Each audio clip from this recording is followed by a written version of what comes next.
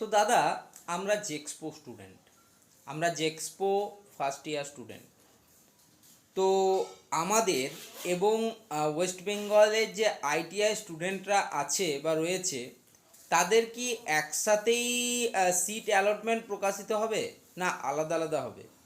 দাদা, আমরা দেখেছি যে আমাদের এবং আইটিআই স্টুডেন্টদের এবছর যে মেরিট লিস্ট সেটা কিন্তু একসাথে প্রকাশিত হয়েছে।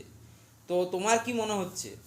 দেখো, যতদূর মনে হচ্ছে যে এবারে অর্থাৎ তোমাদের আজকে দুজনাদেরই কিন্তু ফার্স্ট ফেজ সিট অ্যালটমেন্ট রেজাল্টের কথা কিন্তু কাউন্সিল থেকে ঘোষণা করা হয়েছে। সেটা পলিটেকনিক ফার্স্ট ইয়ার জেক্সপো স্টুডেন্ট হোক বা তোমাদের ভোকলেটে ওয়েস্ট বেঙ্গল আইটিআই স্টুডেন্ট হোক। তো মনে হচ্ছে যেটা যে প্রত্যেকটা স্টুডেন্টের কিন্তু একসাথেই অ্যালটমেন্ট আসবে।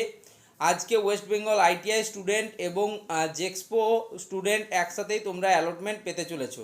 এবং অ্যালটমেন্ট এক্স্যাক্ট কখন আসবে সেই ডেটটা মানে ওরকমভাবে কেউই বলতে পারে না। তবে যতদূর মনে হচ্ছে তোমাদের দুপুরের দিকে কিন্তু অ্যালটমেন্ট আসতে পারে। আমার যেটা মন বলছে তোমাদের দুপুরের দিকে অ্যালটমেন্ট আসার সম্ভাবনা সর্বাধিক, কারণ কাউন্সিল একটু হলেও চাইবে যে যাতে কিন্তু কিছু স্টুডেন্ট হলেও যাতে আজকে তাদের অ্যাডমিশন প্রক্রিয়াটা করাতে পারে। ঠিক আছে।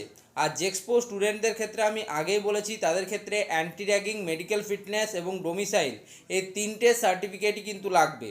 আইটিআই স্টুডেন্টদের ক্ষেত্রে এরকম বাধ্যবাধকতা নেই, তাদের খালি মেডিকেল ফিটনেস সার্টিফিকেটের কথা বলা হয়েছে। কিন্তু পলিটেকনিক স্টুডেন্ট বা জেক্সপো স্টুডেন্টদের কিন্তু সবগুলিই লাগবে। জেক্সপো স্টুডেন্টরা কীভাবে সেগুলো বানাবে, কোথা থেকে কি করতে হয়, সেগুলো নিয়ে আমার ভিডিও নিজের চ্যানেলে ভিডিও আছে। তোমরা একটু যদি ভিডিওগুলো সুইপ করে দেখো, কিন্তু জেক্সপো কাউন্সিলিং 2023, জেক্সপো কাউন্সিলিং 2024-এর 25-এর একদম প্লেলিস্ট রয়েছে। তো সেই প্লেলিস্টগুলো যে ভিজিট করো, তাহলেই তোমরা কিন্তু তোমাদের সমস্ত প্রশ্নের উত্তর পেয়ে যাবে। এবছর আমি ওয়েস্ট বেঙ্গল আইটিআই স্টুডেন্টদের প্রতি একটু বেশি ভিডিও দিয়েছি, তা বলে ভেবো না যে পলিটেকনিক স্টুডেন্টদিকে ইগনোর করা হচ্ছে। সমস্ত ধরনের স্টুডেন্টদের জন্যই কিন্তু এই চ্যানেলটা তোমাদের। ঠিক আছে, সেই জন্য আমি আলাদা করে আর কিছু বলছি না।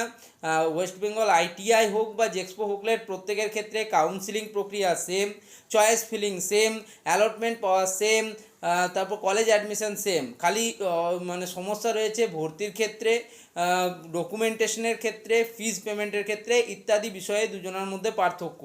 বাকি কিন্তু বিষয়গুলো অনেকটাই একই রকম।